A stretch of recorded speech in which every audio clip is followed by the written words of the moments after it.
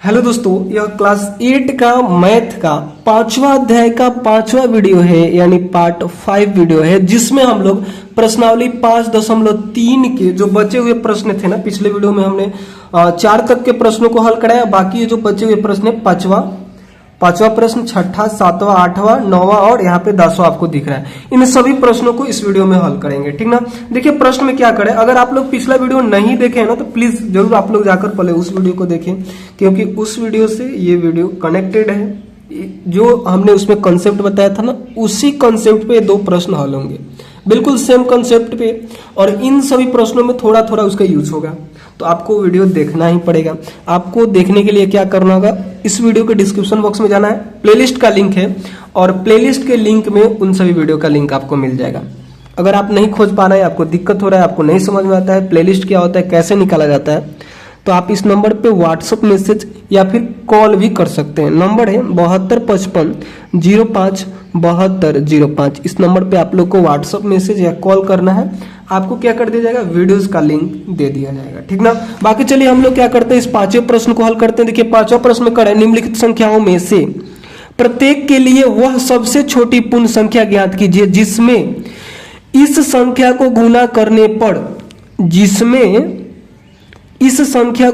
करने पर यह एक पूर्ण वर्ग संख्या बन जाए। इस पूर्ण वर्ग संख्या का वर्गमूल भी ज्ञात कीजिए। वर्गमूल ज्ञात करने की तरीका हम आपको बताएं।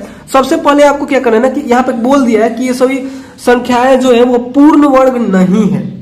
बोल रहा है कि निम्नलिखित संख्याओं में प्रत्येक के लिए वह सबसे छोटी पूर्ण संख्या ज्ञात कीजिए जिससे इस संख्या को गुणा करने पर यह पूर्ण वर्ग संख्या बन जाए। यानी ये पूर्ण वर्ग संख्या नहीं है। इस प्रकार पूर्ण वर्ग संख्या इस पूर्ण वर्ग संख्या का वर्गमूल भी ज्ञात कीजिए। जो आपको पूर्ण वर्ग संख्या नई वाली मिले ना, उसका वर्गमूल भी ज्ञात कीजिए। तो सबसे पहले इसका अभाज्य गुणनखंड हम लोग करेंगे।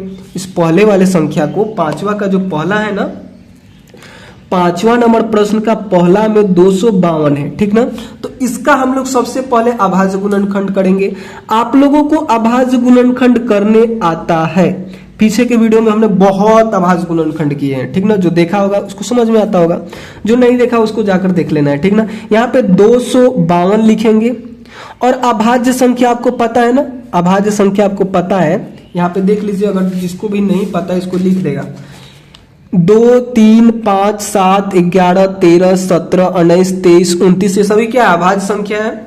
अगर इतना आपको ध्यान में है तो आप क्या कर सकते हैं, इन सभी प्रश्नों को आराम से हल कर सकते हैं। इसके बाद 30 नहीं होता है, 31 एक अभाज्य संख्या है। इसके बाद 32, 33, 35 से सभी क्या है, 33 भी अभाज्य संख्या है शायद, तो 33 भी हो जाएगा। मतलब आप इतना ही, अगर 29 तक ही लिखते हैं ना, 29 तक को ही ध्यान में रखते हैं, 29 तक अगर आपको याद है तो इन सभी को आराम से आप हल कर सकते हैं, ठीक ना। सबसे पहले अभाज्य संख्या यानी 2 से इसको हम लोग कटाएंगे। 2 से जब इसे कटाइएगा तो यहाँ पे 126 मिलेगा, फिर 2 से कटेगा, 2 से ना कटे तब 3 से, तो 63 मिलेगा। अब ये 2 से नहीं कटेगा तो 3 से कटाएंगे तो 21 मिलेगा। अब 3 से भी अगर कट जा रहा है तो ठीक है, नहीं कटेगा तो उसकी अगली संख्या को हम लोग देखेंगे। तो 3 से कट जाएगा 7 बार में। अब 7 एक अभाज्य संख्या है, 7 एक अभाज्य संख्या है, और अभाज्य संख्या को अभाज्य संख्या से नहीं कटाना है, 7 को 7 से ही नहीं कटाना है, ठीक ना। तो इसके गुणनखंड क्या क्या हो गए, तो अगर आप लोग देखेंगे 2, 2, 3, 3 और 7। अगर आप लोग पीछे के वीडियो देखे होंगे तो उसमें हमने आपको बताया था कि इसका जब हम लोग किसी संख्या का वर्गमूल निकालते हैं तो इसको वर्गमूल के अंदर रखते हैं, यानी वर्गमूल लिखते हैं, लिखेंगे कि 252 का वर्गमूल, या फिर ऐसे चिन्ह लगा देते हैं, और इसके ऊपर भी ऐसे चिन्ह लगाते हैं, और 2 गो में से एगो बाहर निकालते हैं, 2 गो में से एगो बाहर निकालते हैं, 2 गो में से एगो बाहर निकालते हैं। लेकिन यहाँ पे ये 2 गो तो है, एक बाहर निकल जाएगा, यहाँ पे भी ये 2 गो है, एक बाहर निकल जाएगा, लेकिन ये तो 2 गो नहीं है। तो हम लोग क्या करेंगे, या तो इसको हटा देंगे या फिर एक और 7 यहाँ पे लगा देंगे। तो देखिए, इसको हटाने के लिए भी आप ऐसे नहीं, इसको ऐसे कर सकते हैं कि इसे मिटा दें, वैसे नहीं हटाना है, नियम लगाकर हटाना है। जैसे इसको हटाने के लिए आप क्या कीजिए, इसमें 7 से भाग दे दीजिए, तो 7 से 7 कट जाएगा, या फिर एक और 7 लाने के लिए इसमें 7 से गुना कर दीजिए तो फिर से 7 आ जाएगा। लेकिन प्रश्न में बोला है ना कि इसको पूर्ण वर्ग बनाना है, तो पूर्ण वर्ग बनाने के लिए इस 7 को या तो हटाना होगा या फिर एक और 7 को लाना होगा, तब ना 2 के मतलब युग्म में हो जाएगा, यानी जोड़ा में हो जाएगा। तो एक बाहर निकाल देंगे हम, 2 में से एक बाहर निकलता है, तो 2 गो रहेगा तब ना एक बाहर निकलेगा। तो इसको 2 गो बनाने के लिए हम लोग क्या करेंगे, या तो यहाँ पे 7 से गुना करेंगे या फिर भाग करेंगे। तो यहाँ पे प्रश्न में बोल दिया है कि आपको क्या करना है, गुना करना है। अगर आप लोग यहाँ पे ध्यान दीजिएगा, मेरा पेंसिल कहाँ गया, अगर आप लोग यहाँ पे ध्यान दीजिएगा तो यहाँ पे लिखा है गुना, तो आपको इसमें क्या करना है, 7 से गुना करना है। अगर भाग देने के लिए बोले, जैसे छठा प्रश्न में यही सभी प्रश्न है, इसमें भाग देने के लिए बोलेगा, तो भाग देने के लिए बोलेगा तो 7 से हम भाग दे देंगे, 7 से 7 ही खत्म हो जाएगा, बाजारे खत्म। ये 2 गो है तो 2 गो में से 1 गो निकलेगा, 2 गो है तो 2 गो में से बाहर निकलेगा 1, और 7 तो खत्म हो जाएगा, ठीक ना। लेकिन यहाँ पे बोला है गुना करने के लिए, तो हम 7 से इसमें गुना करेंगे तो ये भी जोड़ा में हो जाएगा, तो एक 7 बाहर निकाल लेंगे। तो वही बात को हम लोग यहाँ पे लिखेंगे। यहाँ पे लिखेंगे कि यहाँ देखिए कैसे लिखते हैं, एक एक स्टेप को समझिए। ऐसे लिखेगा तो एग्जाम में पूरा मार्क्स मिलेगा, अगर एग्जाम में ऐसे लिख के आ जा रहा है। लिखेगा कि यहाँ 252 के अभाज्य गुणनखंड में, अभाज्य गुणनखंड, एक प्रश्न में पूरा डिटेल से हम कर रहे हैं, बाकी के प्रश्न के लिए हम बहुत फास्ट करेंगे, ठीक ना। तो एक में पूरा डिटेल से जितना समझाना होगा हम एक ही में समझाएंगे, ठीक ना। तो आप ऐसे ना सोचे कि बहुत वीडियो लॉन्ग हो रहा है, ठीक ना, पूरा वीडियो को वॉच करना है आपको। तो लिखिएगा कि 252 के अभाज्य गुणनखंड में 7 जो है ना, ये 7 युग्म में नहीं है। युग्म का मतलब होता है जोड़ा, यानी 2 गो नहीं है, अकेले है, ठीक ना। युग्म में मतलब नहीं है का मतलब अकेले है, युग्म में नहीं है, ठीक ना। अतः 252 को 7 से गुना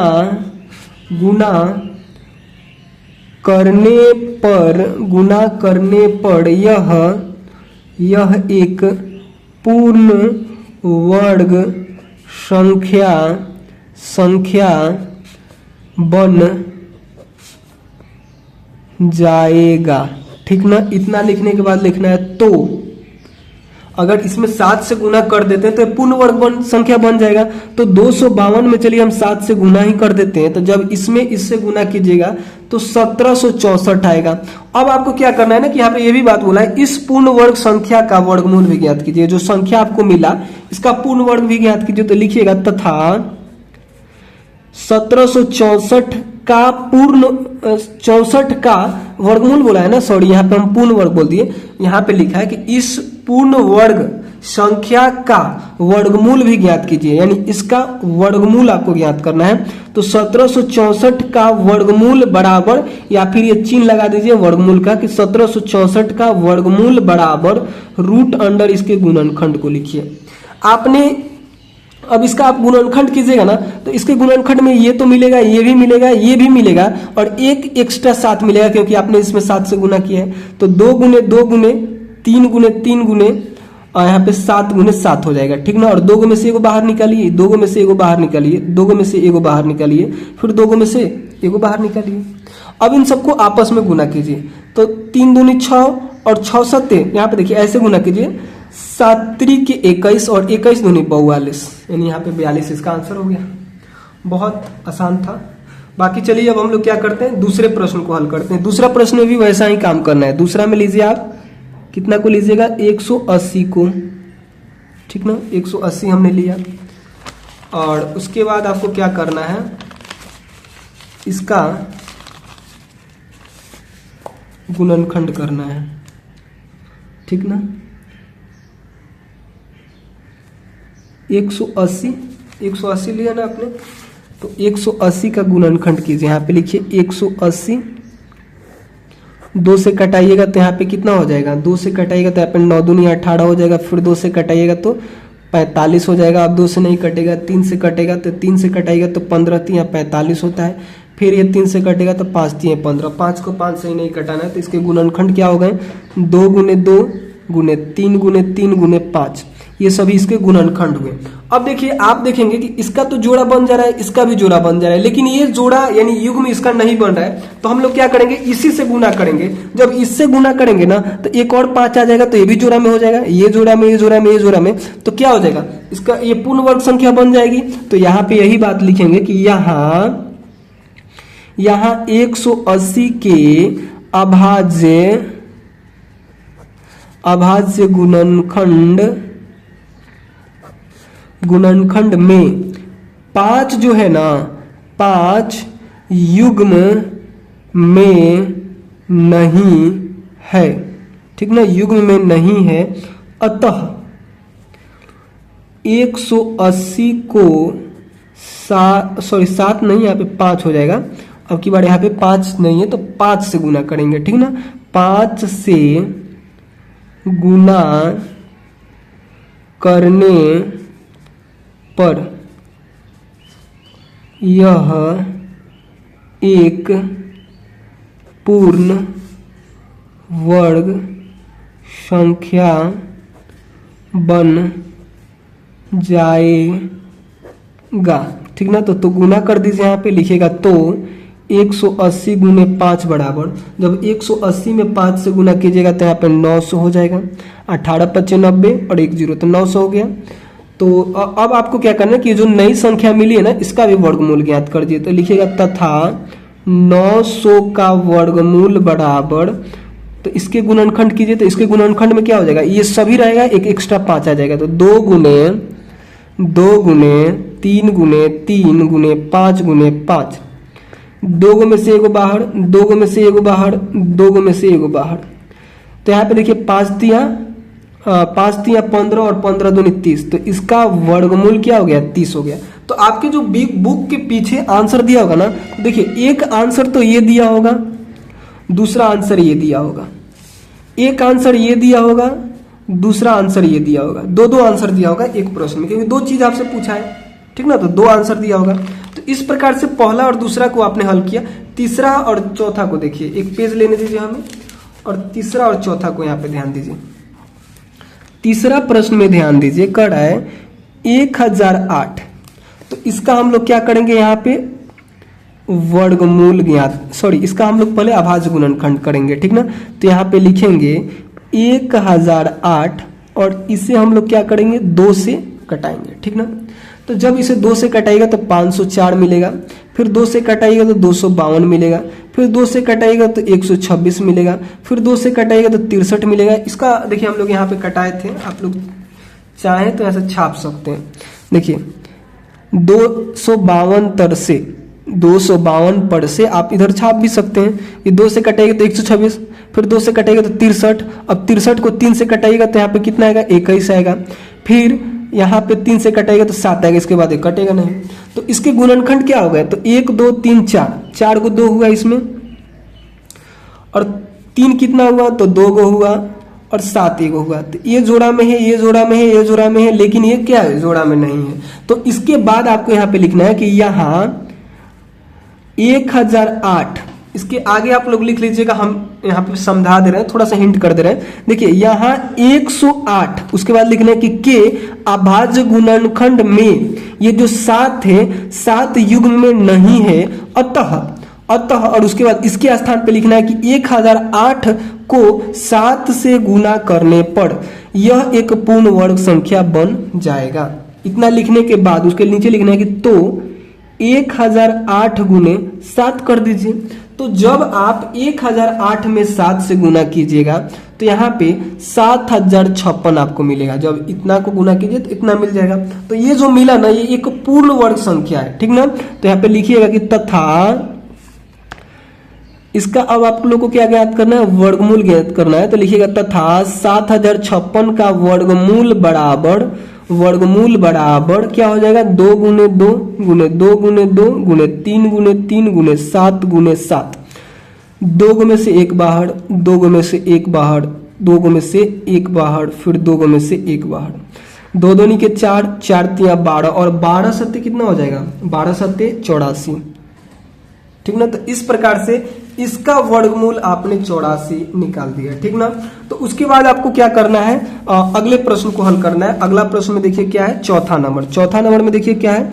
तो चौथा नंबर में है 2028, ठीक ना, 2028 है। तो चलिए इसको कैसे हम लोग हल करेंगे। तो यहाँ पे लिखेंगे हल, और हल लिखने के बाद लिखेंगे 2028, और इसका क्या करेंगे, गुणनखंड को लिखेंगे, ठीक ना। गुणनखंड आपको पता होगा, अभाज्य गुणनखंड। तो यहाँ पे लिखेंगे 2028 लिख दिए ना। अब इसके बाद आपको इसका गुणनखंड करना है, ठीक ना। तो 2 से कटाइएगा ना, इसे 2 से कटाइएगा तो यहाँ पे आ जाएगा 1014 आएगा, ठीक ना। 10 दूनी 20, 14 दूनी 28, फिर 2 से कटाइएगा तो 5 दूनी 10 और 7 दूनी 14, ठीक ना। फिर 3 से कटेगा, 2 से नहीं कटेगा तो 3 से कटाइएगा तो 169 आएगा, यानी 169। फिर 13 से कटेगा 13 बार में, ठीक ना। तो इस प्रकार से इसके गुणनखंड क्या क्या होंगे, तो यहाँ पे देखिए 2 गुने 2 गुने 3 गुने 13 गुने 13। तो आप देखेंगे ये तो जोड़ा में है और ये भी जोड़ा में है 13, लेकिन 3 जोड़ा में नहीं है। तो यहाँ पे आप लोग क्या लिखिएगा, लिखिएगा कि यहाँ 2028 लिखने के बाद उसके बाद हम बता दे रहे हैं, यहाँ से आप छापिएगा। यहाँ से आपको क्या छापना है, देखिए यहाँ पे 180 के जगह पे केवल 2028 लिखना है। लिखिएगा यहाँ 2028, ठीक ना। उसके बाद लिखिएगा के अभाज्य गुणनखंड में 3 यहाँ पे 5 की जगह पे 3 लिखना है, 3 युग्म में नहीं है, अतः 2028 इस 180 की जगह पे लिखना है 2028 को 3 से गुना करने पर यह एक पूर्ण वर्ग संख्या बन जाएगा, ठीक ना। जो जोड़ा में नहीं रहेगा ना उसी से गुना करना है, ठीक ना। उसके बाद इसके नीचे लिखिएगा तो 2028 गुने 3 करिए। तो जब 2028 में 3 से जब आप लोग गुना कीजिएगा तो यहाँ पे बन जाएगा 6084, ठीक ना। अब आपको क्या करना है कि इस जो नई संख्या मिली है ना ये वाली, इसका वर्गमूल ज्ञात करना है। तो 6084 का वर्गमूल हो जाएगा, कितना हो जाएगा, तो इसी में 3 लिख दीजिए। 2 गुने 2 गुने 3 गुने 3 गुने 13 गुने 13। 2 में से 1 बाहर निकालिए, 2 में से 1 बाहर निकालिए, 2 में से 1 बाहर निकालिए, ठीक ना। 3 दूनी 6 और 6 में 13 से गुना कीजिएगा तो कितना हो जाएगा 78, यानी 13 छक कितना होता है 78 होता है। तो ये आंसर हो गया, ठीक ना। तो 2 आंसर दिया होगा, पीछे आप देखेंगे तो एक तो ये वाला आंसर होगा, एक ये वाला आंसर होगा। इसमें क्या हो जाएगा, एक ये आंसर होगा और एक ये आंसर होगा, ठीक ना। तो इस प्रकार से दोनों आंसर निकाल लिए। चलिए अब हम लोग क्या करते हैं, इसके आगे 5वें को हल करते हैं। देखिए 5वां नंबर प्रश्न में क्या करें। अगर आप कर पा रहे हैं तो वीडियो को पॉज कीजिए और उसके बाद आप खुद से कीजिए और उसके बाद फिर मैच कीजिए हमसे, ठीक ना। फिर आपको हल लिखना है, 1458 को लिखना है और इसका क्या करना है, अभाज्य गुणनखंड करना है। यहाँ पे लिखेंगे 1458 और इसका क्या करेंगे, अभाज्य गुणनखंड करेंगे। इसे 2 से कटाएंगे तो 7 दूनी 14, ठीक ना। 7 दूनी 14, फिर 2 दूनी के 4 और यहाँ पे 9 दूनी 18, ठीक ना। फिर ये 2 से नहीं कटेगा, 2 से नहीं कटेगा, ये 3 से कट जाएगा। तो 3 से जब इसे कटाइएगा, 3 से इसे कटाइएगा तो यहाँ पे 243 आएगा, ठीक ना। और फिर इसे 3 से कटाइएगा तो यहाँ पे 81 आएगा। फिर इसे 3 से कटाइएगा तो यहाँ पे 27 आएगा। फिर इसे 3 से कटाइएगा तो यहाँ पे 9 3 27 हो जाएगा। फिर 3 के 9 हो जाएगा, ठीक ना। यानी 3 कितना बार आपको मिल गया देखने को, तो 2 2 4 2 6, 2 2 4 2 2 4 और 2 6। तो यहाँ पे 2 एक बार मिला ना, तो 2 और 3 कितना बार, तो 6 बार। तो 1 बार 2 बार 3 बार 4 बार 5 और 6 बार मिल गया। और देखेंगे कि ये जोड़ा में है, ये जोड़ा में है, ये जोड़ा में, लेकिन ये 2 जोड़ा में नहीं है। तो लिखिएगा यहाँ पे क्या लिखिएगा, तो फिर से हम आपको इसी से बता दें। यहाँ पे लिखिएगा कि यहाँ 180 की जगह अब आपको इसको लिखना है, ठीक ना। 180 के जगह पे इसको लिखना है, शायद आप समझ रहे हैं। यहाँ पे लिखिएगा कि यहाँ 1458 के अभाज्य गुणनखंड में 2 युग्म में नहीं है, 5 के जगह पे 2, क्योंकि यहाँ पे 2 युग्म में नहीं है। उसके बाद लिखिएगा अतः 1458 यानी 1458 को 2 से गुना करने पर यह एक पूर्ण वर्ग संख्या बन जाएगा। तो उसके बाद यहाँ पे लिखिएगा तो 1458 58 गुने 2 करिए। तो यहाँ पे जब आप लोग गुना कीजिएगा तो 2916 मिलेगा, यानी 2916 बोल सकते हैं इसे, ठीक ना। अब आपको क्या करना है कि ये जो नई संख्या मिली ना, ये नई संख्या, इसका भी वर्गमूल ज्ञात कर देना है।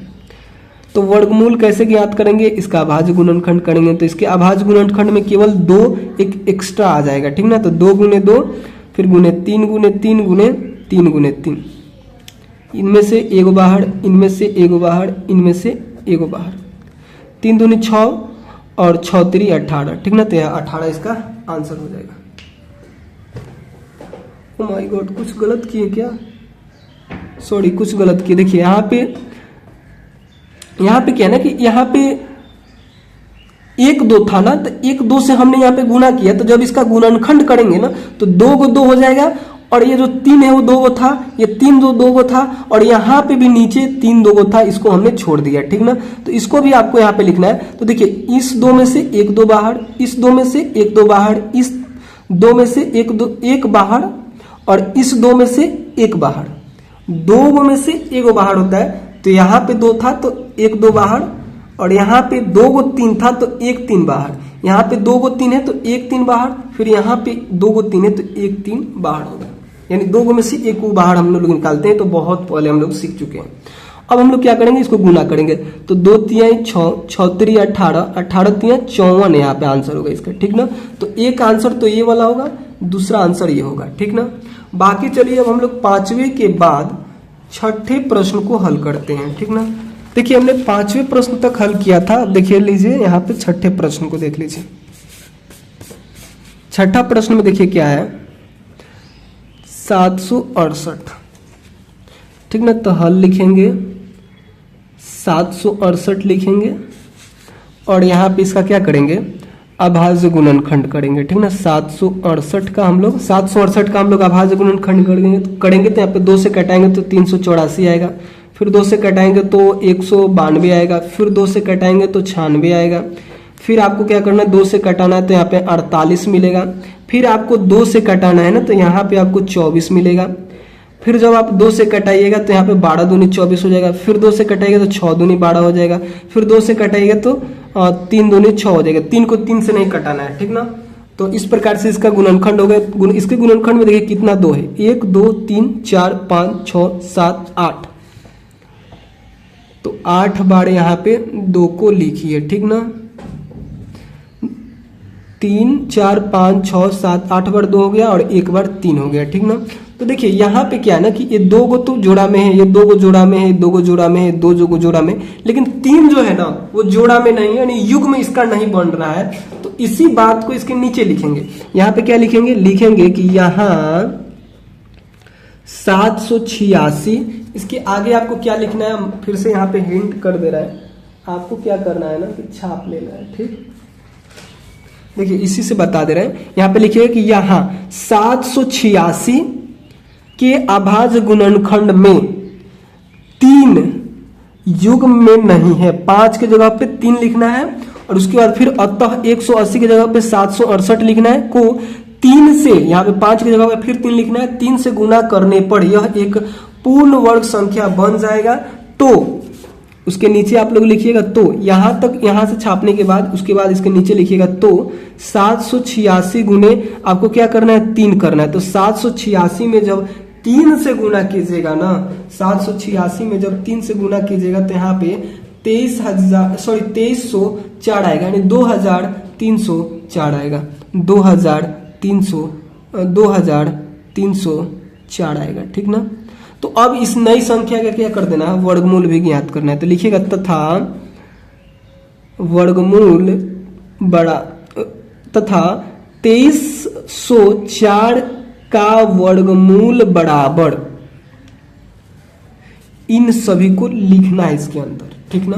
तो 2 गुने 2, 2 गुने 2, फिर 2 गुने 2, कितना बार हुआ, 6 बार हुआ ना, फिर नीचे 2 गुने 2, और अब एक्स्ट्रा इस 3 के साथ एक 3 आ जाएगा क्योंकि आपने 3 से गुना कर दिया है, ठीक ना। तो देखिए ये 2 में से 1 बाहर निकलेगा, ये 2 में से 1 बाहर निकलेगा, ये 2 में से 1 बाहर निकलेगा, ये 2 में से 1 बाहर निकलेगा, ये 2 में से 1 बाहर निकलेगा। 2 दूनी के 4, 4 दूनी 8, 8 दूनी 16, और 16 तिया 48, 16 16 16 48, तो यहाँ पे क्या हो जाएगा, 48 हो जाएगा। तो इस प्रकार से क्या हो गया, इसका आंसर हो गया, ठीक ना। तो 6ठे प्रश्न को शायद आप लोग समझ लिए। चलिए सॉरी 5वें प्रश्न को आप लोगों ने समझ लिया। चलिए अब हम लोग क्या करते हैं, 6ठे प्रश्न को हल करते हैं। 6ठा प्रश्न भी ठीक इसी के जैसा है। इसमें भी क्या करना है ना कि पूर्ण वर्ग संख्याएं नहीं है, आपको इसको पूर्ण वर्ग संख्या बनाना है, लेकिन यहाँ पे ना भाग देकर, ठीक ना। तो उसी प्रकार से जैसे हमने इसको हल किया ना, ठीक वैसा ही इसको भी हल करना है, ठीक ना। तो एक प्रश्न को हल कराते हैं, उसके बाद फिर आपको समझ में आने लगेगा, ठीक ना।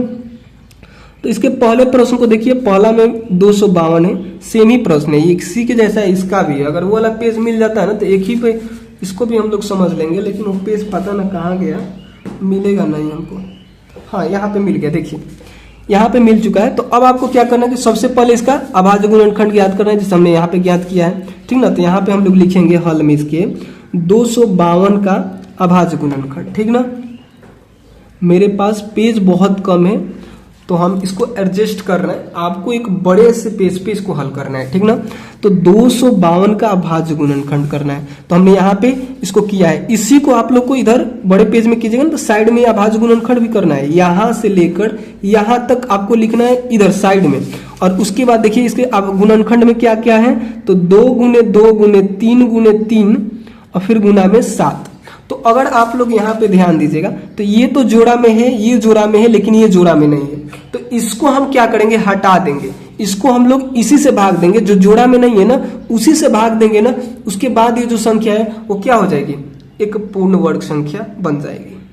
प्रश्न में यही बात बोला है कि निम्नलिखित संख्याओं में प्रत्येक के लिए वह सबसे छोटी पूर्ण संख्या ज्ञात कीजिए जिससे इस संख्या को भाग देने पर वह एक पूर्ण वर्ग संख्या बन जाए। इस प्रकार इस तरह ज्ञात की गई संख्या का वर्गमूल भी ज्ञात कीजिए। तो देखिए यहाँ पे अगर ये जोड़ा में है, अगर ये जोड़ा में रहता, एक और 7 रहता तो पूर्ण वर्ग संख्या रहता, या फिर ये 7 भी खत्म रहता, ये 7 भी खत्म रहता, तब भी ये पूर्ण वर्ग संख्या होता। तो यहाँ पे हम लोग को क्या करना है, भाग देकर बनाना है। अगर गुना देख करके बनाना रहता तो 7 से गुना करते, जो कि इस वाले में हमने गुना ही करके बनाया, क्योंकि इसमें गुना करने के लिए बोला था, इसमें भाग देने के लिए बोला था। तो हम लोग क्या करेंगे, 7 से भाग देंगे तो ये क्या हो जाएगा, ऑटोमेटिक यहाँ पे ये 2 को बचेंगे और ये वाला खत्म हो जाएगा, ठीक ना। तो वही बात को यहाँ पे लिखेंगे, लिखिएगा उसके बाद कि यहाँ इसके नीचे लिखना है। देखिए इसको यहाँ पे लिखिएगा, इस वाले को यहाँ पे लिखिएगा और उसके नीचे लिखिएगा, हम दूसरे पेज पे ही लिख देते हैं। देखिए यहाँ पे लिखिएगा कि यहाँ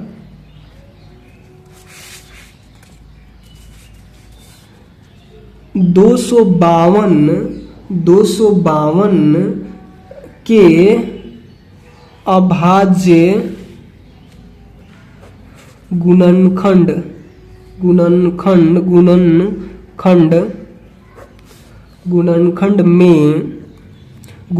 में 7 जो है ना, 7 युग्म में नहीं है।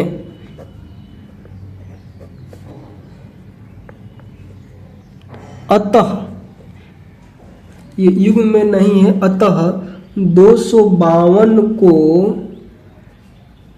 7 से भाग देने पर यह एक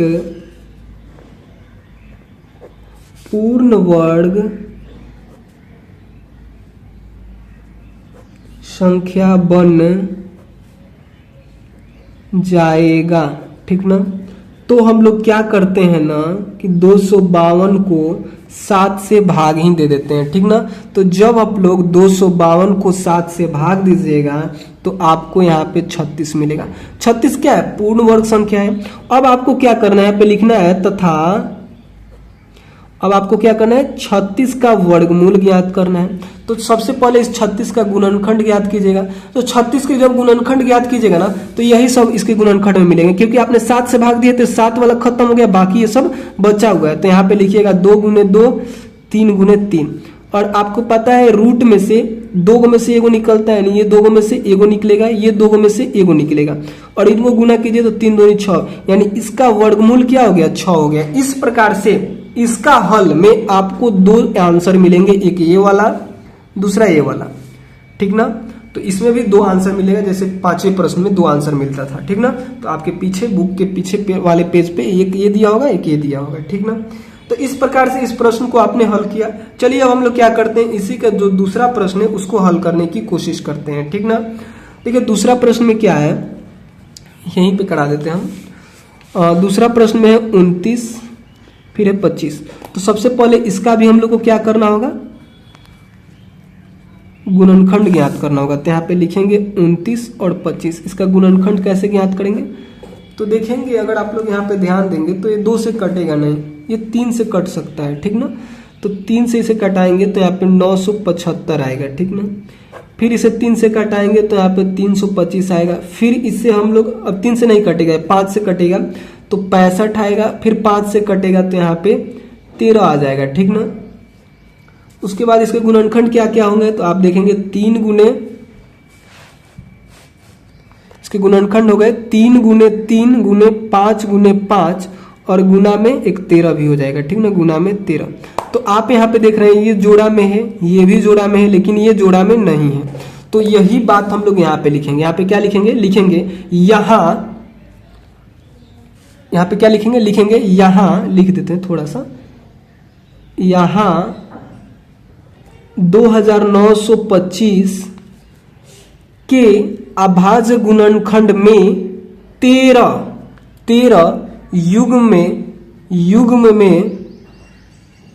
युग्म में नहीं है। अतः उसके बाद इसको लिखिएगा 2925, नहीं दिख रहा है। उसके बाद आपको इसको लिखना है कि 2925 को 13 से भाग देने पर यह एक पूर्ण वर्ग संख्या बन जाएगा। और उसके बाद यहाँ पे क्या करना है कि 29 और 25 यानी 2925 को भाग देना है 13 से। तो जब इसको 13 से भाग दीजिएगा ना तो यहाँ पे 225 मिलेगा, ठीक ना। अब जो ये नई संख्या 225 मिली ना, तो इसको क्या करना है, इसका वर्गमूल ज्ञात कर देना है। तो जब इसका वर्गमूल ज्ञात कीजिएगा तो इसके गुणनखंड क्या हो जाएंगे, तो 3 गुने 3 गुने 5 गुने 5। अब क्या कीजिएगा कि इसके नीचे आप लोग लिखिएगा, क्या लिखिएगा कि इन 2 में से एगो बाहर निकलेगा, फिर इन 2 में से एगो बाहर निकलेगा, तो 5 तिया 15 हुआ। तो इसका वर्गमूल क्या हो गया, 15 हो गया, ठीक ना। तो इस प्रकार से आपने दूसरे को भी हल किया। चलिए अब हम लोग क्या करते हैं, इसके अगले प्रश्न को हल करते हैं। देखिए अगला प्रश्न में क्या है, अगला प्रश्न में ध्यान दीजिए।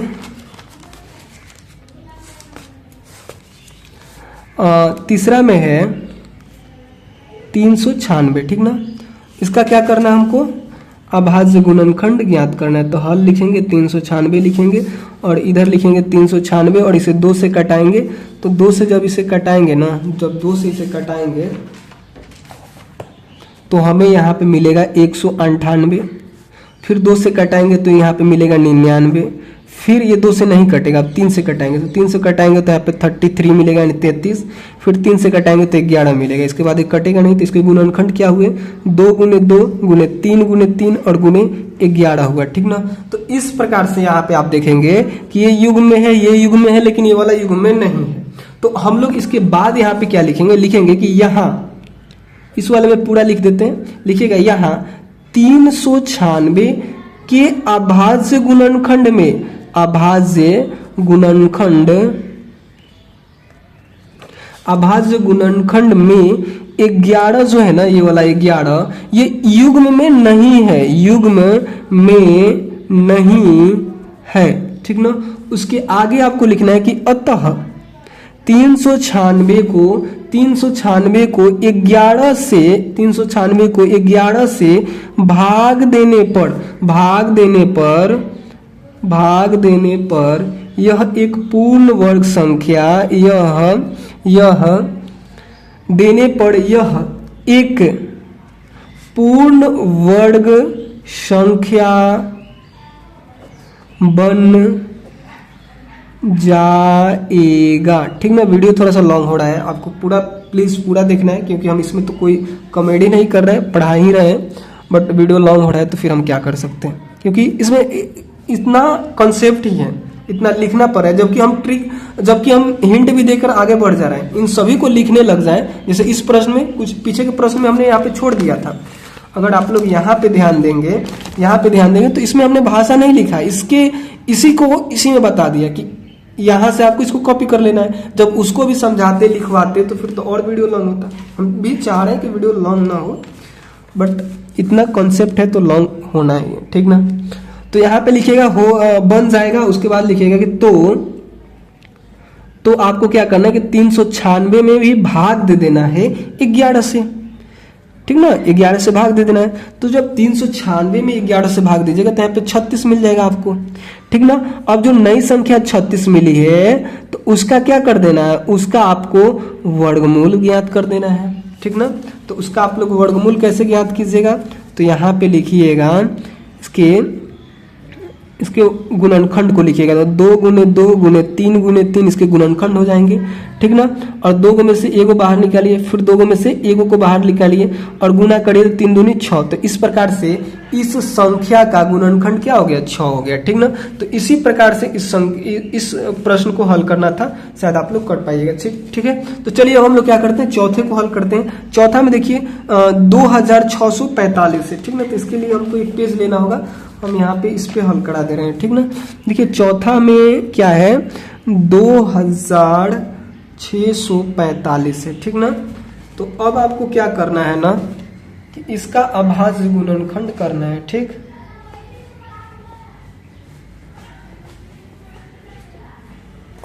तो आपको अभाज्य गुणनखंड करने आता है, यहाँ पे साइड में लिखना है 2645, ठीक ना।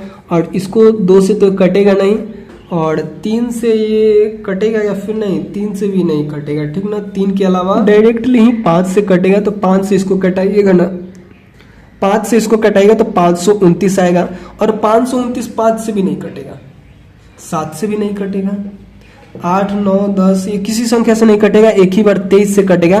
तो जब इसे 23 से कटेगा तो 23 बार में कटेगा, ठीक ना। तो इसके गुणनखंड क्या हो गए, तो इसके गुणनखंड हो गए 5 गुने 23 गुने 23। तो देखिए ये दोनों तो जोड़ा में है, युग्म में है, लेकिन ये वाला नहीं है। तो वही बात हम लोग यहाँ पे लिखेंगे, क्या लिखेंगे यहाँ एक पेज पे लिखे थे ना, यहाँ से छापिए, लिखेगा यहाँ 2645, इसके जगह पे लिखना है 2645 के अभाज्य गुणनखंड में 5, इस 7 के जगह पे 5 लिखना है, 5 युग्म में नहीं है, अतः 2000 इसके जगह पे लिखना है 2645 को 5 से, यहाँ पे 5 लिखना है, 5 से भाग देने पर यह एक पूर्ण वर्ग संख्या बन जाएगा। उसके नीचे लिखना है तो 2645 को हम क्या करते हैं, 5 से भाग दे देते हैं। तो जब इसमें 5 से भाग दीजिएगा ना तो यहाँ पे कितना आएगा, 529 आएगा, ठीक ना। आप एक बार देख लीजिएगा, शायद इतना ही आना चाहिए, ठीक ना। तो अब आपको क्या करना है कि इसका वर्गमूल ज्ञात कर देना है। इसका क्या करना है, वर्गमूल ज्ञात करना। तो लिखेगा तथा 529 बराबर इसका गुणनखंड कीजिए, तो 23 गुने 23 हो जाएगा। इस 5 को केवल हटाकर ये दोनों लिख देना है, और इन 2 में से 1 बाहर निकलेगा, तो इस प्रकार से इसका आंसर 23 हो गया, ठीक ना। बाकी चलिए छठा हो गया ना। अब देखिए चौथा हो गया, 5वां और छठा 2 और प्रश्न बचा हुआ है। उसके बाद लिखिए 2800, और दूसरा प्रश्न इसके आगे हम हल कराएंगे। तो इसका सबसे पहले गुणनखंड लिखिए, ठीक ना। 2800 का गुणनखंड क्या हो जाएगा, तो यहाँ पे लिखिएगा 2800 और इसे 2 से कटाइएगा, ठीक ना। इसे क्या कीजिएगा, 2 से कटाइएगा। जब इसे 2 से कटाएगा ना तो 14 दूनी 28 होता है, 1400 हो गया, फिर 2 से कटाएगा तो 700 हो जाएगा, फिर 2 से कटाएगा तो 3500 होगा, ठीक ना। सॉरी 3500 नहीं, 350 होगा, ठीक। यहाँ पे 7000 होता है तो 35 होता है, यहाँ पे 350 होगा। फिर ये 2 से कटेगा, तो जब इसे 2 से कटाएगा तो 175 आएगा। अब ये 2 से नहीं कटेगा, यहाँ पे कितना से कटेगा, तो ये 5 से कटेगा, ठीक ना। 5 से इसे कटाइएगा, 5 से इसे कटाइएगा तो यहाँ पे 35 आएगा, और फिर ये 5 से कटेगा तो यहाँ पे 7 × 5 = 35 हो जाएगा। इसके बाद ये किसी संख्या से कटेगा नहीं, ठीक ना। तो इसके गुणनखंड क्या क्या हो गए, तो अगर आप लोग यहाँ पे ध्यान दीजिएगा तो इसके गुणनखंड हो गए 2 कितना बार है, 1 2 3 4, 4 बार 2 है, तो 4 बार 2 को हम लोग लिखेंगे। और उसके बाद देखिए 5 कितना बार है, तो 5 2 बार है, और उसके बाद 7 कितना बार है, तो 7 1 बार है। तो इसके गुणनखंड में देखिए ये तो जोड़ा में है, ये जोड़ा में है, ये भी जोड़ा में, ये जोड़ा में नहीं, तो इसी से हम लोग इसमें भाग दे देंगे, ठीक ना। तो यहाँ पे वही बात लिखेंगे, क्या लिखेंगे कि यहाँ लिखें, या फिर आपको हम समझा देते हैं, यहाँ से आप लोग छापिएगा, ठीक ना। इसके बाद लिखना है कि यहाँ 2800 यानी 2800 के अभाज्य गुणनखंड में 7 युग्म में नहीं है, अतः 2800 यहाँ पे लिखेगा 2800 को 7 से भाग देने पर यह एक पूर्ण वर्ग संख्या बन जाएगा, ठीक ना। उसके बाद आपको लिखना है कि तो इसमें क्या कीजिएगा, 800 में 2800 में भाग दे दीजिएगा 7 से। तो जब 2800 में 7 से भाग दीजिएगा ना तो यहाँ पे कितना मिल जाएगा आपको, तो यहाँ पे आपको 400 मिलेगा, ठीक ना। उसके बाद लिखना है कि तथा 400 का वर्गमूल बराबर क्या हो जाएगा। तो इस 7 को हटाकर इस सभी गुणनखंड को लिखना है। तो 2 गुने 2 गुने 2 गुने 2 फिर गुने 5 गुने 5, ठीक ना। तो अब देखिए ई दोगो में से एगो निकलेगा, ई दोगो में से एगो निकलेगा, ई दोगो में से एगो निकलेगा। तो 2 दूनी के 4, 5 दूनी 10 और 10 दूनी 20। तो इस प्रकार से इसका क्या हो गया, 20 वर्गमूल हो गया, ठीक ना। तो इसी प्रकार से इस प्रश्न को हल करना था। अगला देखिए, अगला क्या है, 1620 है, ठीक ना। तो 1620 के लिए हम लोग को फिर से एक पेज लेना होगा, पेज की कमी है हमारे पास। फिर हम कोशिश करते हैं एक पेज मुझे मिल जाए, इसके बाद हम इसको भी हल कर लेंगे, ठीक ना। एक सेकंड रुकिए, हम पेज लेकर आते हैं।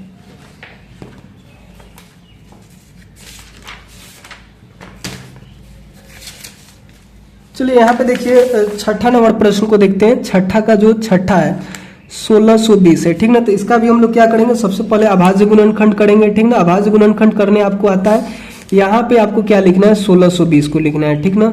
और इसे 2 से कटाना है सबसे पहले। तो जब इसे 2 से कटाइएगा ना तो यहाँ पे 810 आएगा। 8 दूनी 16, 2 एकम 2 और 0 है तो 0। फिर 2 से कटाइएगा तो 4 दूनी 8 और 5 दूनी 10 हो जाएगा, ठीक ना। उसके बाद फिर ये 3 से कटेगा, तो 3 से कटाइएगा तो कितना हो जाएगा, 3 एकम 3 और इधर गया 1 तो 3 9 और फिर 5 से कटेगा, 5 3 15। फिर ये देखिए 5 1 6 3 9, 3 से फिर कटेगा तो 3 से फिर इससे कटाइएगा तो 45 यहाँ पे आएगा। फिर ये 5 4 9, फिर 3 से कटेगा तो 3 से कटाइएगा तो यहाँ पे कितना आएगा, 15 3 45। फिर 3 से कटेगा तो 5 3 15 हो जाएगा, 5 3 15। 5 को 5 से नहीं कटाना है, ठीक ना। तो यहाँ पे इसके गुणनखंड क्या हुए, 2 कितना बार है तो 2 बार है, 3 कितना बार है 1 2 3 4 बार है, 5 कितना बार है 5 1 बार है। तो अगर आप लोग यहाँ पे ध्यान दीजिएगा तो ये जोड़ा में है, ये भी जोड़ा में है, ये भी जोड़ा में है, लेकिन ये नहीं। तो इसी को यहाँ पे हम लोग लिखेंगे, क्या लिखेंगे कि यहाँ 1620 यानी 1020 के अभाज्य गुणनखंड में, अभाज्य गुणनखंड में कौन युग्म में नहीं है, तो 5 जो है ना, 5 युग्म यानी जोड़ा में नहीं है। अतः 1620 को 5 से भाग देने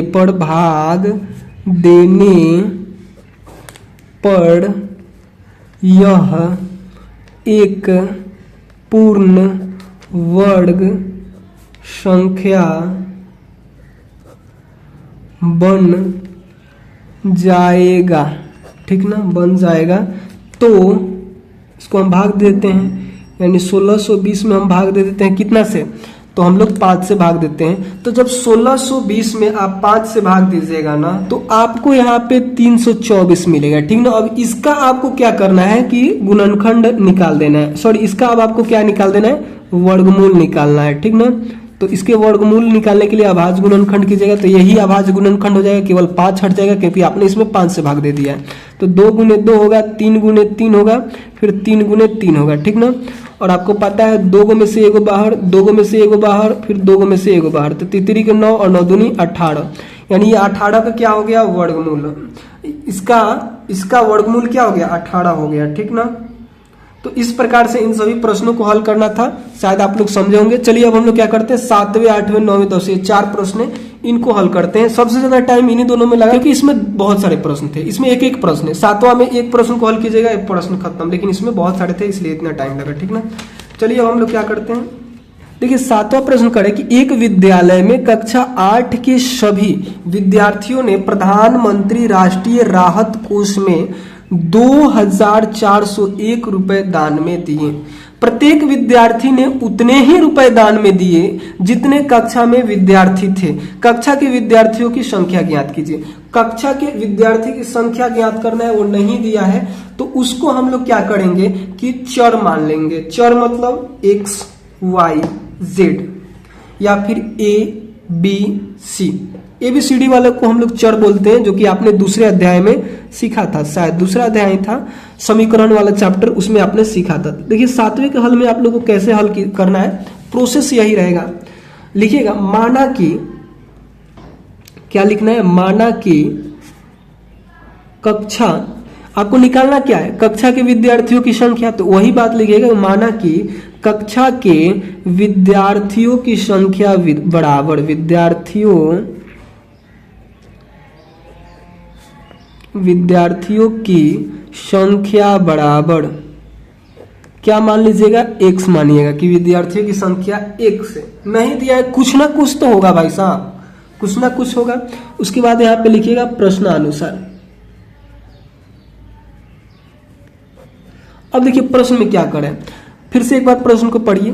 करे कि एक विद्यालय में कक्षा 8 के विद्यार्थियों ने प्रधानमंत्री राष्ट्रीय राहत कोष में 2401 रुपए दान में दिए। प्रत्येक विद्यार्थी ने उतने ही रुपए दान में दिए जितने कक्षा में विद्यार्थी थे। कक्षा के विद्यार्थी की संख्या ज्ञात कीजिए। यानी कक्षा में विद्यार्थी x थे तो x रुपए ही दिए होंगे। तो यहाँ पे होगा x गुने x बराबर 2401। इसको ऐसे समझिए, मान लीजिए कि आपके कक्षा में 10 विद्यार्थी हैं और 10 विद्यार्थी ने 10-10 रुपए दिए, तो टोटल कितना रुपए हुआ, तो 10 में 10 से गुना करेंगे तो निकल जाएगा। 10 में 10 से गुना करेंगे तो यहाँ पे 100 आ जाएगा, यानी 100 हुआ। ठीक उसी प्रकार से यहाँ पे क्या है ना कि x विद्यार्थी है, यहाँ पे नहीं दिया था तो यहाँ पे केवल ये बताया था कि जितना विद्यार्थी है उतना ही पैसा दिए हैं। तो हमने x माना तो x विद्यार्थी तो x रुपए दिए होंगे। तो यहाँ पे हमने लिखा कि x गुने x बराबर 2401। ठीक ना, जैसे आपके क्लास में कक्षा में 10 विद्यार्थी हैं, 10-10 रुपए सभी ने दिया, तो टोटल कितना हुआ, तो 10 में 10 से गुना किया तो निकल गया। यानी कक्षा में विद्यार्थियों की संख्या और जितना उसने दिया उनको गुना किया तो निकल गया। ठीक उसी प्रकार से एक कक्षा में विद्यार्थियों की संख्या और एक कक्षा में जितने जितने रुपए दिए उनकी संख्या को हम लोग जो गुना करेंगे तो टोटल के बराबर आएगा। अब यहाँ से समीकरण बनाइए इसको, तो x में x से गुना कीजिएगा तो x स्क्वायर और यहाँ पे 2001 हो गया, 2401 होगा। अब देखिए ये स्क्वायर है ना, ये इधर जाता है तो इसके ऊपर रूट चढ़ जाता है। जैसे अगर आपने इसको ऐसे समझे कि 2 का स्क्वायर बराबर 4 होता है, ठीक ना, तो 2 बराबर रूट अंडर 4 भी होता है, यानी 4 का वर्गमूल बराबर 2 होता है। अभी आपने पीछे पढ़ा, यही तो निकाल रहे थे भाई साहब।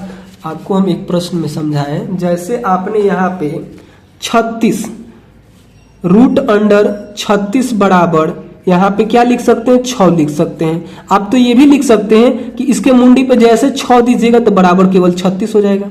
तो वही काम हम यहाँ पे कर रहे हैं कि 2 का स्क्वायर बराबर 4, तो रूट अंडर 4 बराबर 2।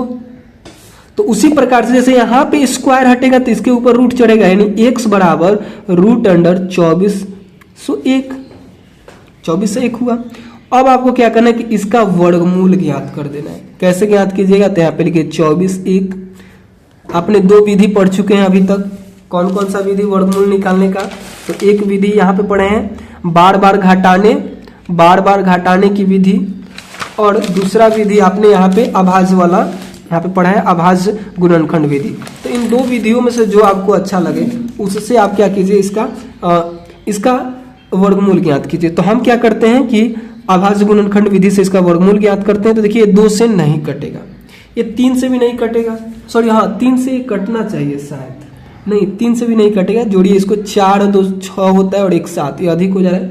5 से नहीं कटेगा, 7 से डायरेक्टली कटेगा। तो 7 से इसे कटाइएगा तो 7 3 के 21 और फिर 7 चौक 28, फिर 7 3 के 21, फिर ये 7 से कटेगा तो 49 आएगा, फिर 7 से कटेगा तो यहाँ पे 7 आएगा। तो x बराबर लिखिएगा रूट अंडर क्या हो जाएगा, इसके गुणनखंड क्या हो जाएंगे, तो 7 गुने 7 गुने 7 गुने 7। और आपको पता है कि रूट में 2 गो में से एक बाहर निकलता है, फिर 2 गो में से एक बाहर निकलता है, ठीक ना। तो यहाँ पे x बराबर क्या हो जाएगा, इन दोनों को गुना कीजिए 49 हो जाएगा। अब आपने x किसको माना था, x आपने किसको माना था, तो विद्यार्थियों की संख्या को माना था। तो यहाँ पे लिखिएगा कि अतः कक्षा के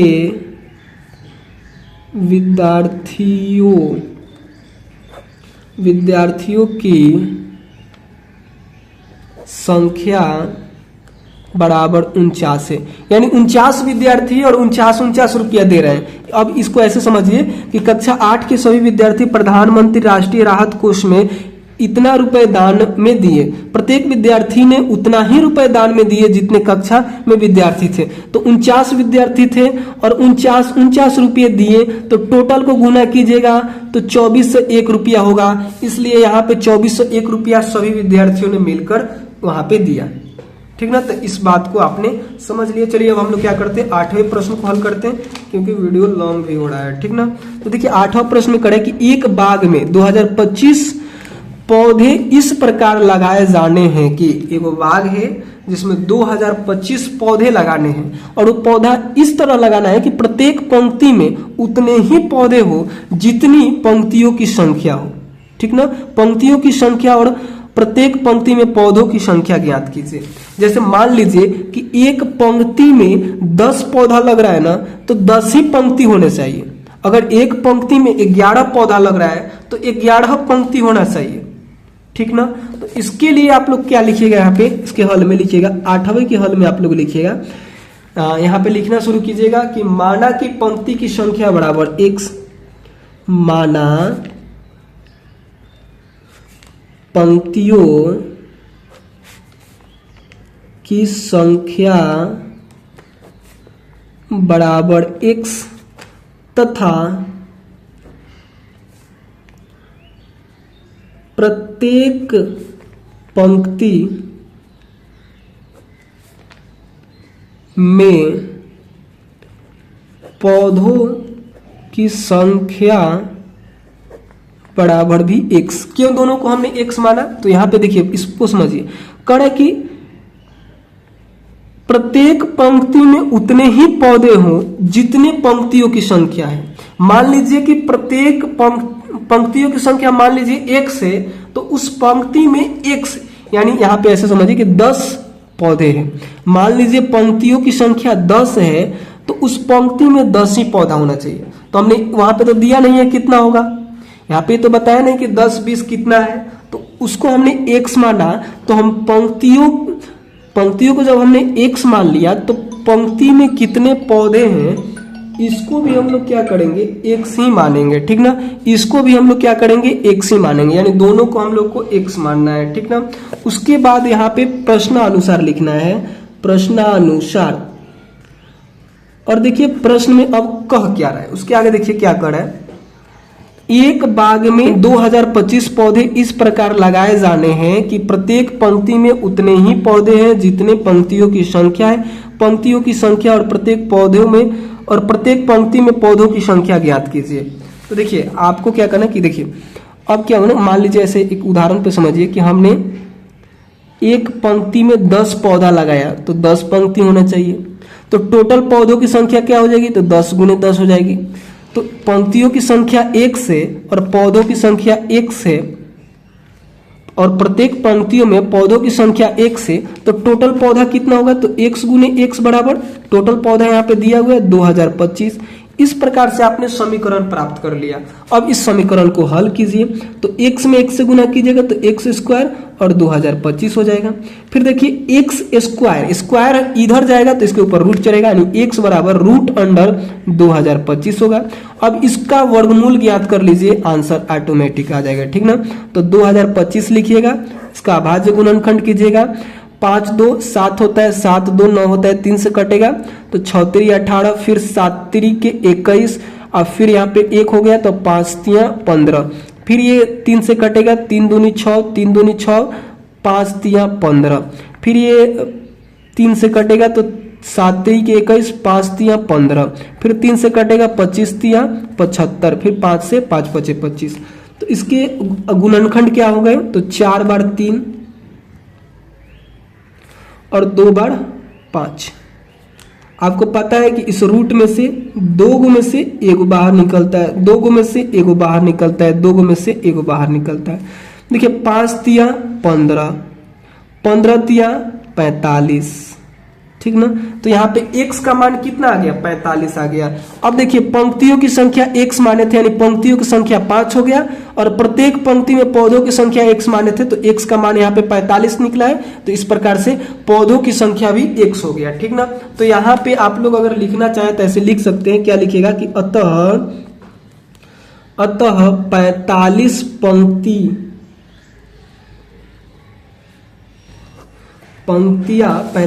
पंक्तियां होंगी तथा प्रत्येक पंक्ति में 45 पौधे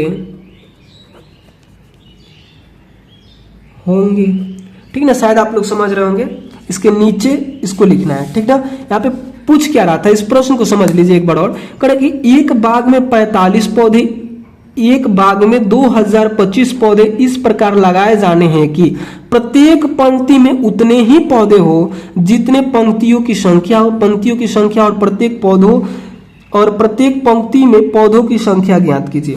तो देखिए 45 हो जाएगा, यानी अब टोटल पौधा कितना हो जाएगा? जब 45 पंक्ति है और 45 पौधा लगा रहे हैं, तो जब दोनों को गुना कीजिएगा तो 2025 ही आएगा, ठीक ना। तो इस प्रकार से इसको हल करना था। शायद आप लोग समझे होंगे। एक बार फिर से वीडियो को देखिएगा पीछे करके, तो और क्लियर समझ में आ जाएगा। बाकी उसके बाद भी अगर कोई डाउट रहता है तो आप लोग कमेंट कर सकते हैं, ठीक ना। चलिए 9वें प्रश्न को हल करते हैं। 9वां प्रश्न को देखिए। वह सबसे छोटी वर्ग संख्या ज्ञात कीजिए जो 4, 9 और 10 प्रत्येक से विभाजित हो जाए। सबसे छोटी संख्या ज्ञात करना है। इसको लिखने का तरीका क्या है? देखिए दूसरे पेज पे हम समझा देते हैं, इस पे तो अटेगा ही नहीं। 2 प्रश्न, एक और पेज हमको लेना होगा। देखिए एक नए पेज हम यहाँ पे लाएं। अब यहाँ पे 9वें के हल में आप लोग लिखिएगा। देखिए स्टार्टिंग कैसे करना है, लिखिएगा वह सबसे छोटी संख्या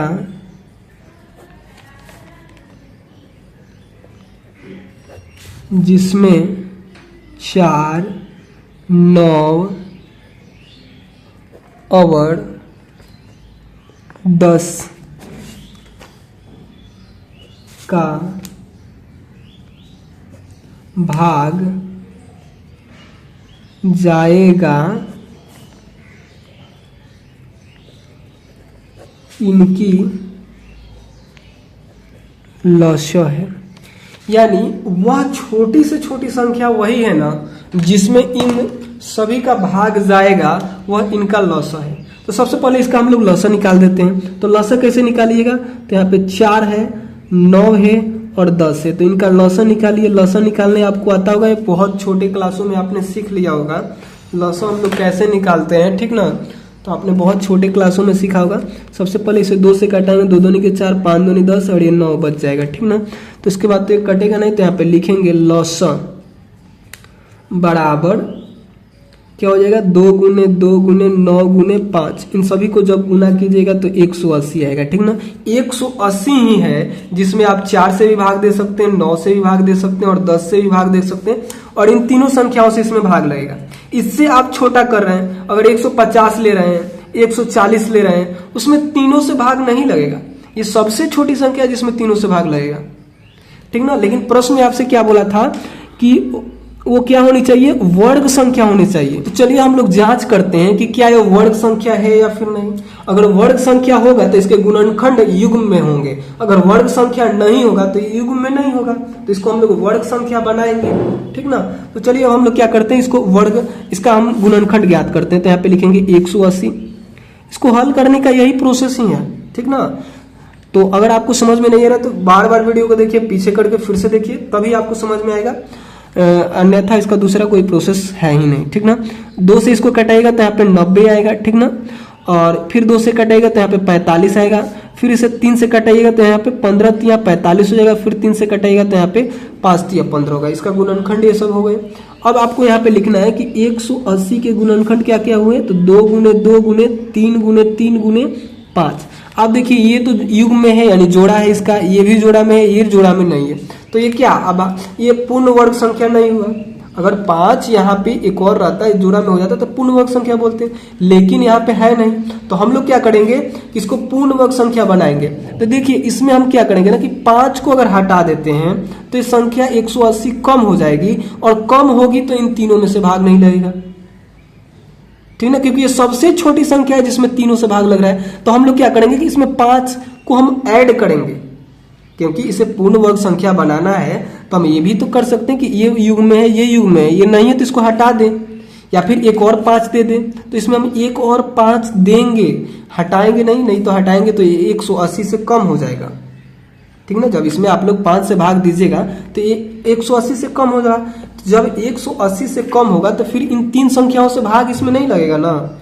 180 में जब आप 5 से भाग दे दीजिएगा तो यहाँ पे 36 होगा, तो 36 में तीनों संख्याओं से भाग नहीं लगेगा, लेकिन एक और इसमें 5 दे देते हैं, यानी 180 में आप 5 से गुना कर देते हैं तो एक पूर्ण वर्ग संख्या भी मिल जाएगी, एक पूर्ण वर्ग संख्या भी मिल जाएगी, और इन तीनों संख्याओं से भाग भी लग जाएगा।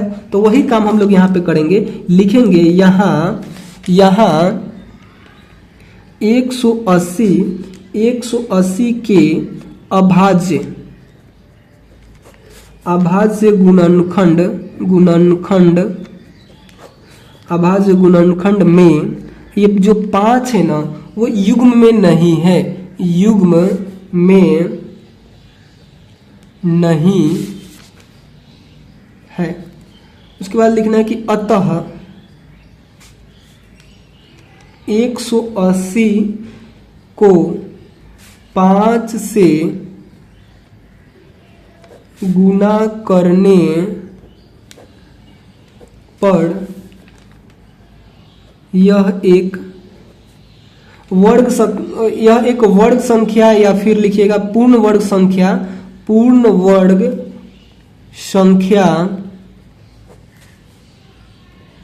बन जाएगा, ठीक ना।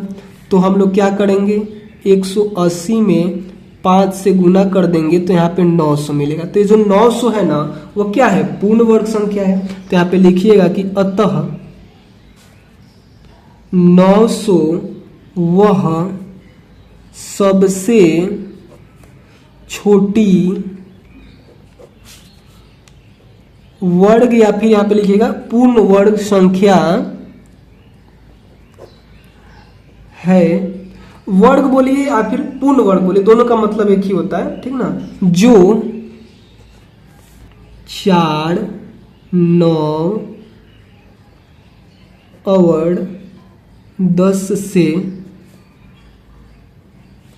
विभाजित हो जाएगी, ठीक ना। तो इसके हल में आपको ऐसे ही लिखना है, ठीक ना। एक बार पूरा को देख लीजिए, ठीक ना, स्क्रीनशॉट लेना हो तो ले लीजिए। बाकी इसका उदाहरण यहाँ पे दिया हुआ है, अगर इससे समझ में, अगर उदाहरण को देखिएगा ना तो और समझ में नहीं आएगा। अगर हम जितना बातों को बताएं सबसे आसान तरीका से बताए हैं। यहाँ पे भी यही प्रश्न दिया है कि 6, 9 और 15 से विभाजित हो जाए, सबसे छोटी वर्ग संख्या ज्ञात कीजिए जो प्रत्येक संख्या यानी 6, 9 और 15 से विभाज्य हो जाए। इसी प्रकार का प्रश्न वो भी है। तो इसको जब आप समझिएगा, जैसे इसमें हल किया गया ना, ये आपको और नहीं समझ में आएगा। ये सबसे आसान तरीका हम आपको बताए हैं। एक बार वीडियो को पीछे करके फिर से देखिएगा तब आपको और क्लियर समझ में आएगा, ठीक ना। 10वां प्रश्न भी सेम ही है, उसमें केवल संख्याओं को चेंज किया है, बाकी कॉन्सेप्ट वही लगने वाला है इसमें भी, ठीक ना। तो देखिए इसको कैसे हल कीजिएगा। सबसे पहले क्या कीजिए, और 10वां का हल ऐसे, पहले 10वां प्रश्न को लिखिए, फिर हल लिखिए, और हल लिखने के बाद यहाँ पे लिखिए कि वह सबसे छोटी संख्या जो हमने यहाँ पे ऊपर लिखा है ना, उसी बात को यहाँ पे लिखना है आपको, ठीक ना। हम लिख देते हैं, यहाँ पे लिखिएगा वह सबसे छोटी संख्या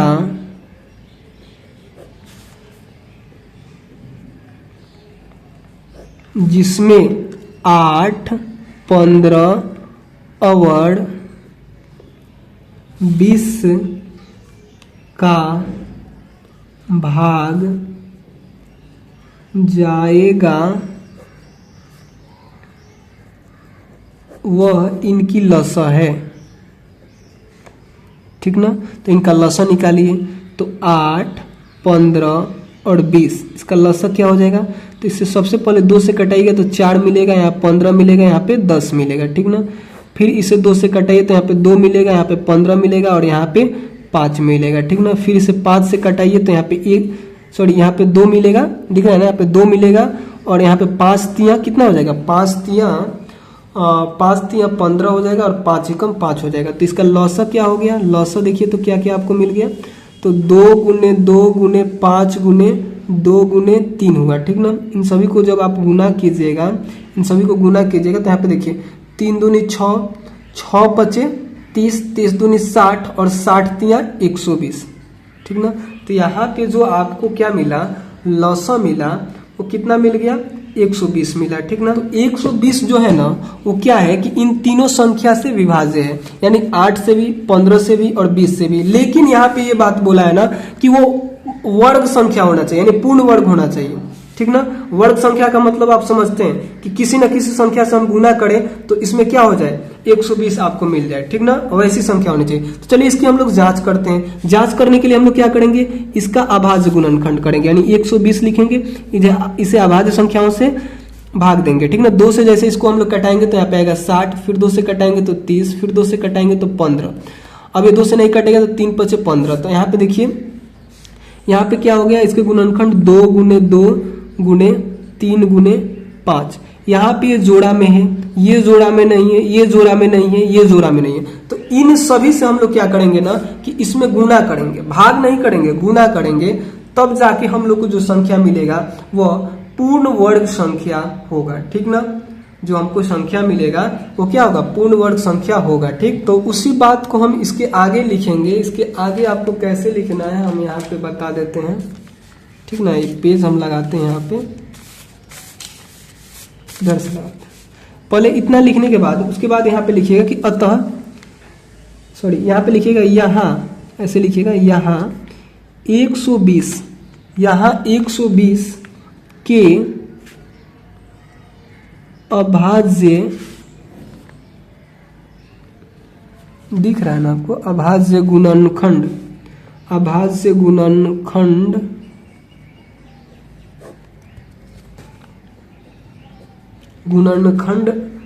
में 2, 3, 5, 2, 3, 5 युग्म में नहीं है। अतः 120 को 2, 3 और 5 से, उसके आगे यहां से लिखिएगा 5 से गुना करने पर यह एक पूर्ण वर्ग संख्या बन जाएगा। ठीक ना, बन जाएगा। तो हम लोग क्या करेंगे? इसमें हम लोग जो 120 है ना, इसमें हम लोग गुना करेंगे 2 से, 3 से और 5 से। तो इन सभी को जब आप लोग गुना कीजिएगा तो 5 3 15 और 15 दूनी 30 और 30 में जब 120 से गुना कीजिएगा तो 12 के 5 बढ़ते हैं 36, यानी 3600 इसका आंसर हो जाएगा। ठीक ना, तो 3600 जो है एक क्या है? पूर्ण वर्ग संख्या है। और इसमें 8 से, 15 से और 20 से भी क्या होता है? भाग लगता है। ठीक है, इतना बात आपको समझ में आया? तो उसके आगे आप लोग यहाँ पे लिख सकते हैं कि अतः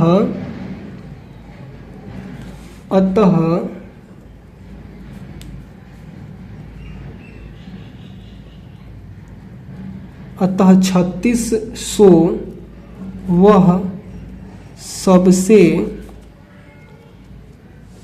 छोटी वर्ग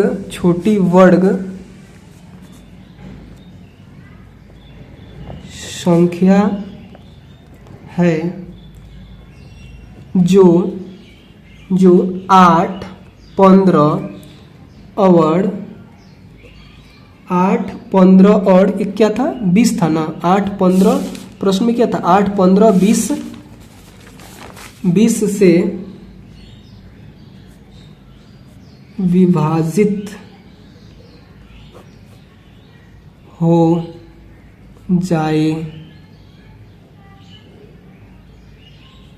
जाएगी, ग है, ठीक ना, हो जाएगी, ठीक ना। देखिए प्रश्न में पूछ क्या रहा था, प्रश्न पूछा वह सबसे छोटी वर्ग संख्या ज्ञात कीजिए जो प्रत्येक 8, 15 और 20 से विभाज्य हो जाए। तो 3600 वह सबसे छोटी वर्ग संख्या है जो 8, 15 और 20 से विभाज्य हो जाएगी, ठीक ना। तो इसी प्रकार से इस प्रश्न को हल करना था। बाकी इन दोनों प्रश्नों के लिए एक उदाहरण यहाँ पे दिया गया था। अगर नहीं समझ में आएगा तो एक बार इसको पढ़िएगा, ठीक ना, इसको पढ़िएगा क्योंकि ये तो और कठिन है। अगर आप मेरे वीडियोस को ही एक बार पीछे करके देख लीजिएगा ना तो और बेहतर आपको समझ में आएगा।